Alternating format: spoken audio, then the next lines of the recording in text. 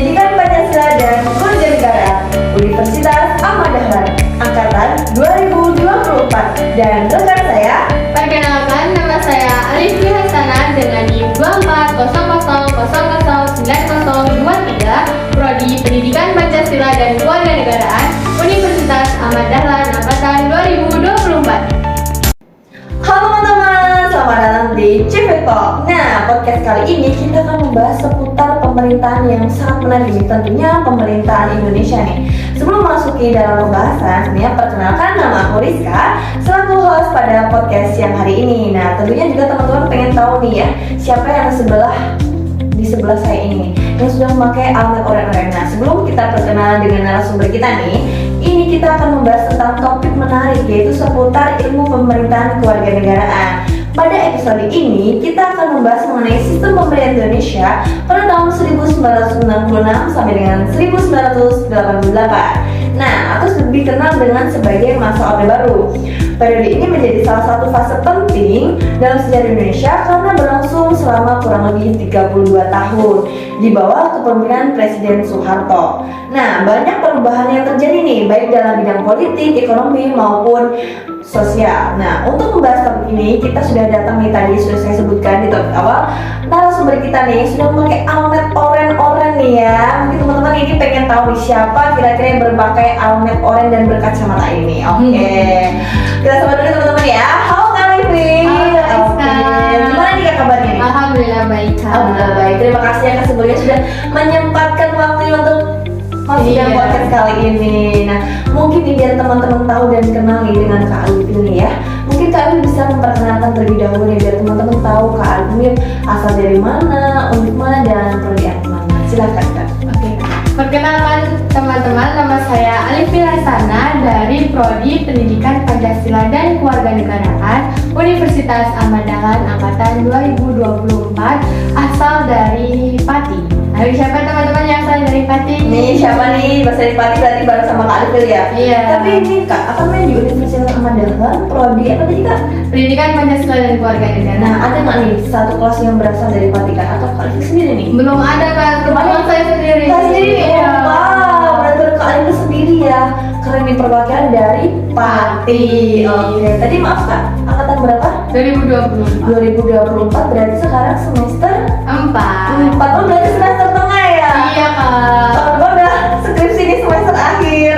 Oke deh, nah kita kan sudah diperkenalan dengan Kak Alifil ya. Tentunya Kak Alifil akan memberikan wawasan dan pengetahuan bagi kita semua teman-teman ya tentang sejarah pemerintahan di Indonesia. Oke, kita masuk dalam munculnya masa Orde Baru ya Kak ya. Oke, biar ini mempersingkat waktu ya. Oke, mungkin bisa dijelaskan Kak terlebih dahulu mengenai latar belakang munculnya Orde Baru pada tahun 1996 biar teman-teman yang nonton tuh tahu nih sejarah masa Orde Baru itu seperti apa. Oke kak. Orde Baru muncul setelah Indonesia mengalami berbagai permasalahan politik dan ekonomi pada akhir masa Orde Lama di bawah pemerintah Presiden Soekarno. Situasi politik saat itu tidak stabil, inflasi sangat tinggi, dan terjadi konflik sosial pasca peristiwa Gerakan 30 September 1965 atau kita kenal sebagai Gerakan 30S PKI. Dan pada tahun 1966, Presiden Soekarno mengeluarkan Surat Perintah 11 Maret atau Super Semar yang memberikan kewenangan kepada Letnan Jenderal Soeharto untuk memulihkan keamanan dan ketertiban negara. Dari sinilah Dari sinilah Soeharto mulai memperoleh legitimasi politik yang kemudian mengantarkannya menjadi Presiden Indonesia pada tahun 1968. Oke nih Kak, jadi bisa dikatakan nih bahwa lahirnya Orde Baru merupakan respon terhadap krisis politik dan ekonomi yang terjadi pada akhir masa Orde Lama ya Kak? Betul Kak. Salah satu tujuan Orde Baru adalah melaksanakan Pancasila dan Undang-Undang Dasar 1945 secara murni dan konsekuen serta menciptakan stabilitas nasional. Oke nih teman-teman, berarti itu termasuk tadi sejarah awal munculnya masa Orde Baru. Kita naik tingkat sedikit nih Kak, kita masuk ke sistem pemerintahan pada masa Orde Baru nih. Nah, kita masuk saja buat pertanyaannya Kak ya. Sekarang kita masuk pembahasan utama menjadi dasarnya ya Kak ya. Bagaimana sistem pemerintahan Indonesia pada masa Orde Baru itu Kak? Secara konstitusional, Indonesia tetap menggunakan sistem pemerintahan presidensial berdasarkan Undang-Undang Dasar 1945. Dan dalam sistem ini, Presiden berperan sebagai kepala negara sekaligus kepala pemerintahan. Namun dalam praktiknya, kekuasaan Presiden pada masa Orde Baru sangat dominan. Presiden memiliki pengaruh yang besar terhadap berbagai lembaga negara, proses pembuatan kebijakan, serta kehidupan politik nasional. Oke nih, tapi apa yang menyebabkan kekuasaan Presiden menjadi sangat kuat pada masa itu Kak? Ada beberapa faktor, Kak. Yang pertama, struktur politik yang sangat berpusat. Yang kedua, dukungan kuat dari militer melalui konsep dwi fungsi ABRI. Yang ketiga, dominasi golongan karya atau Golkar dalam berbagai pemilihan umum yang membuat posisi pemerintah semakin kuat, yang berakibat mekanisme pengawasan terhadap pemerintah menjadi kurang efektif karena sebagian besar lembaga negara cenderung mendukung kebijakan pemerintah. Oke, itu tadi pada masa Orde Baru ya Kak ya. Nah, kita masuk ke dalam peran MPR, DPR, dan Presiden nih Kak. Bagaimana sih hubungan antara MPR, DPR, dan Presiden pada masa Orde Baru itu Kak? Menurut Undang-Undang Dasar 1945 1, MPR merupakan lembaga tertinggi negara yang memiliki kewenangan memilih presiden dan wakil presiden, Kak. Namun dalam praktiknya, komposisi anggota MPR sebagian besar berasal dari unsur yang mendukung pemerintah. Begitu juga dengan DPR. Walaupun memiliki fungsi legitimasi dan pengawasan, ruang geraknya relatif terbatas karena dominasi kekuasaan politik yang mendukung pemerintah. Hal ini menyebabkan presiden menjadi sangat kuat dan relatif sulit mendapatkan kontrol politik yang efektif dari lembaga perwakilan. Oke, jadi meskipun secara formal nih ada juga pembagian kewenangan ya Kak ya. Namun dalam praktiknya kekuasaan lebih terpusat pada presiden ya Kak. Betul Kak, banyak penelitian politik yang menyebutkan bahwa sistem pemerintahan pada masa Orde Baru sebagai sistem yang sentralistik dan otoriter. Nah, salah satunya berarti hal yang sering dibahas dalam masa Orde Baru adalah dwi fungsi ABRI ya Kak ya. Betul Kak. Oke, bisa tolong menjelaskan dwi fungsi ABRI itu Kak? Dwi fungsi ABRI adalah konsep yang menempatkan Angkatan Bersenjata Republik Indonesia tidak hanya berperan dalam bidang pertahanan dan keamanan, tapi juga dalam bidang sosial politik. Melalui konsep ini, anggota militer dapat menduduki berbagai jabatan pemerintahan, baik di tingkat pusat maupun daerah. Mereka juga memiliki kursi di DPR dan MPR tanpa melalui pemilihan umum. Nah, berarti apa nih Kak tujuan yang diterapkan dalam kebijakan tersebut? Tujuan diterapkan kebijakan dwi fungsi ABRI karena pemerintah beralasan bahwa keterlibatan militer diperlukan untuk menjaga stabilitas nasional dan mendukung pembangunan. Namun, banyak kalangan menilai bahwa kebijakan ini membuat militer memiliki pengaruh politik yang terlalu besar dalam kehidupan demokrasi Indonesia. Oke, itu tadi adalah dwi fungsi ABRI ya Kak ya. Tentunya juga dalam masa Orde Baru ini pasti ada pemilihan pada masa Orde Baru kan ya Kak ya? Tentu ada kan ya? Ada. Oke nih, aku juga ingin mengajukan berbagai pertanyaan mengenai pemilu pada masa Orde Baru nih Kak. Bagaimana sih pelaksanaan pemilu pada masa Orde Baru? Apakah sama Kak pada masa sekarang yang ada juga kan pemilihan secara digital, terus ada juga yang pemilihan secara 5 tahun sekali. Kalau tahun dulu juga dulu sebelum masa Orde Baru, kalau saya ada juga ya Kak. Setiap berapa tahun sekali itu ada ya Kak ya yang mengajukan seperti itu? Tidak. Oh tidak, berarti itu 5 tahun sekali ya Kak. Oke, mungkin bisa tolong bantu dijelaskan. Oke, pemilu saat itu sama seperti pemilu saat ini teman-teman, yaitu 5 tahun sekali. Tetapi pemilu dulu itu tidak terlalu bebas karena seperti pada tahun 1973 dilakukannya penyederhanaan partai politik sehingga ada 3 peserta pemilu, yaitu Golkar, Partai Persatuan Pembangunan atau PPP, dan Partai Demokrasi Indonesia atau PDI. Dan setiap saat pemilu, Golkar selalu memperoleh kemenangan yang sangat dominan. Nah, apakah kondisi tersebut mempengaruhi kualitas demokrasi Kak? Sangat mempengaruhi Kak, karena banyak akademisi menilai bahwa demokrasi pada masa Orde Baru lebih bersifat prosedural daripada substantif. pemilu yang berlangsung, tetapi kebebasan politik, kebebasan pers, dan kompetisi politik masih sangat terbatas. Oke. Tentunya kan pada masa Orde Baru ada juga masa keberhasilan dan akhir ya Kak ya. Ada kan Kak ya? Ada. Kak Alif nanti juga bisa baru menjelaskan keberhasilan masa Orde Baru dan akhirnya nih Kak ya. Kita sekarang masuk ke dalam keberhasilan di masa Orde Baru. Nah, di balik berbagai kritik tersebut nih Kak ya, sudah Kak Alif jelaskan tadi, Orde Baru juga dikenal sebagai yang memiliki beberapa keberhasilan. Nah, mungkin bisa bantu dijelaskan keberhasilan apa aja sih yang udah dicapai pada masa Orde Baru tersebut Kak? Salah satu keberhasilan Orde Baru adalah stabilitas politik dan pertumbuhan ekonomi yang cukup tinggi selama beberapa dekade. Pemerintah berhasil meningkatkan pembangunan infrastruktur, memperluas akses pendidikan, mengembangkan sektor pertanian melalui program revolusi hijau, dan menekan tingkat inflasi yang sebelumnya sangat tinggi. Indonesia juga pernah mencapai swasembada beras pada tahun 1984 dan memperoleh pengakuan internasional atas keberhasilan tersebut.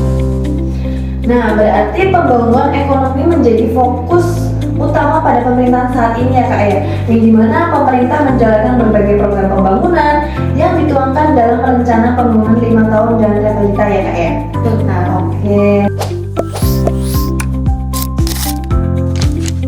Nah, selain membahas tentang keberhasilan masa Orde Baru, sekarang kita membahas juga tentang permasalahan dan kritik terhadap masa Orde Baru nih Kak. Nah, selain keberhasilan nih, tentu ada berbagai permasalahan kan Kak. Sebelum di akhir pasti kayak semua konflik apapun semua ya dalam hidup pun juga pasti ada sebuah permasalahan dan pasti juga ada cara penyelesaiannya ya Kak ya. Nah, yang muncul pada selama masa Orde Baru permasalahannya tuh apa aja tuh Kak? Ada beberapa permasalahan Kak. Yang pertama, pembatasan kebebasan politik dan kebebasan berpendapat. Yang kedua, maraknya praktik kolusi, nepotisme, dan KKN. Yang ketiga, sentralisasi kekuasaan yang kuat sehingga daerah memiliki ruang yang terbatas dalam pengambilan keputusan. Dan yang keempat, adanya berbagai pelanggaran hak asasi manusia yang menjadi catatan penting dalam sejarah Indonesia. Apakah faktor-faktor tersebut kemudian memicu gerakan reformasi Kak? Betul Kak. Ketika krisis ekonomi Asia terjadi pada tahun 1997, kondisi ekonomi Indonesia mengalami kemunduran yang sangat signifikan. Nilai tukar rupiah jatuh, harga kebutuhan pokok meningkat, dan angka pengangguran bertambah. Wow, banyak banget ya Kak. Iya Kak. Dan itu pun masih permasalahan sampai sekarang kan Kak? Masih? Iya. Wow. Banyak banget loh pengangguran di Indonesia pada tahun saat ini tuh.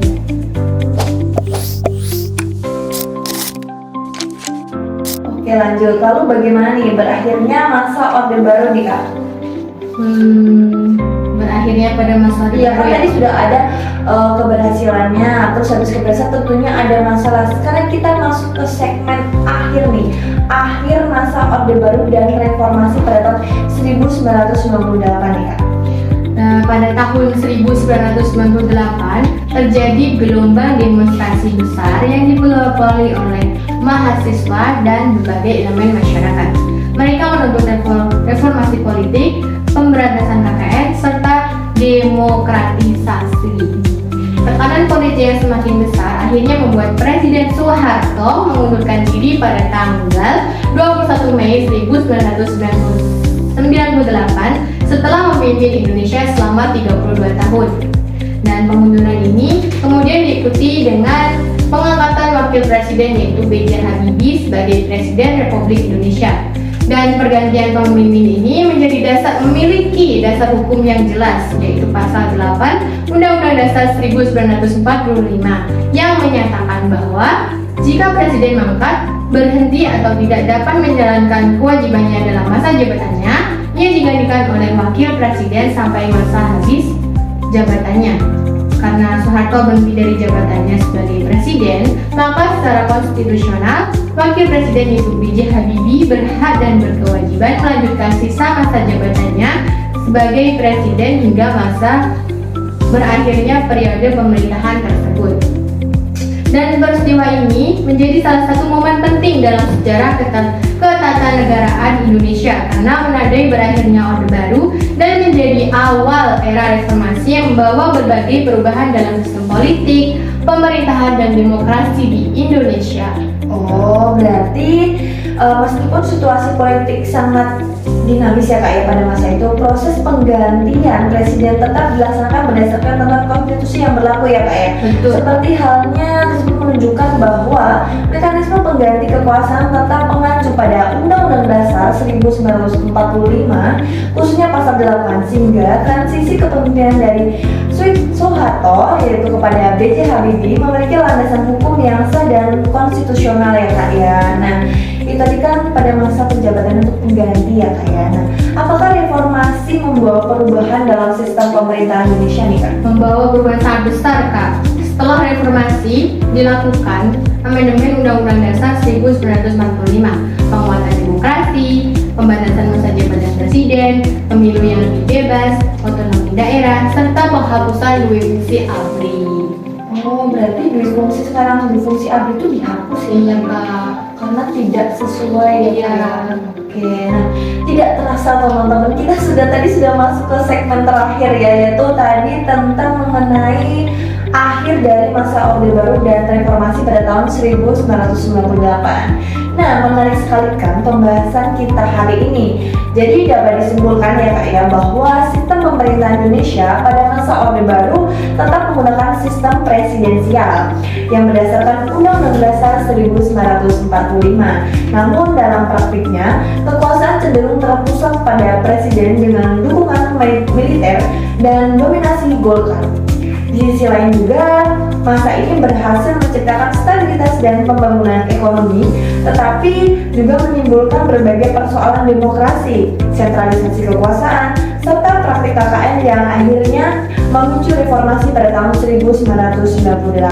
Nah, terima kasih untuk Kak Alifil yang sudah berbagi pengetahuan dan wawasan kepada kita semua. Tentunya juga penuh wawasan juga dengan saya juga, karena sebenarnya saya juga kurang ngulik tentang sejarah nih Kak ya. Saya ucapkan sekali lagi terima kasih untuk Kak Alifil. Terima kasih kembali Kak Rizka. Semoga podcast ini bermanfaat ya bagi teman-teman, dan maaf apabila ada kesalahan kata ya, Iya. atau kayak keseleo sedikit Iya, gitu, karena ya teman-teman. Iya. jawabnya untuk menjawab dari teman-teman Iya. juga membutuhkan apa ya, pemikiran dan wawasan juga yang ya mengingat-ingat ya Kak ya, dalam pembelajaran mata kuliah ya Kak ya. Kalau sejarah ini biasanya masuk ke mata kuliah apa nih Kak? Kebetulan ini tuh masuk ke banyak sih teman-teman, tapi khususnya ini tuh ke mata kuliah perbandingan sistem pemerintahan. Tapi juga bisa masuk di tentang sejarah Indonesia masuk Iya, ya? masuk, Kak. Masuk ya. Iya. Berarti sistem pemerintahan Indonesia, sejarah Indonesia, hukum pun juga masuk ya. Ada. Oke. Nah, baik teman-teman, sampai di sini podcast kali ini ya. Jangan lupa terus belajar dan memahami sejarah bangsa agar kita dapat mengambil pelajaran untuk masa depan Indonesia yang lebih baik. Nah, podcast ini merupakan tugas dari mata kuliah perbandingan sistem